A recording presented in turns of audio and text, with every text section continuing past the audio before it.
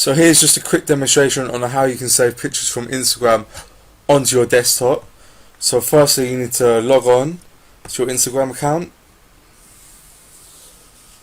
You go onto the profile of the picture you want to save. So you can choose whatever picture you want. You click on the picture. You then right click, click on view page source. It opens the HTML page. You then press Control F where the search bar comes up in the top right and type in OG:image and click enter.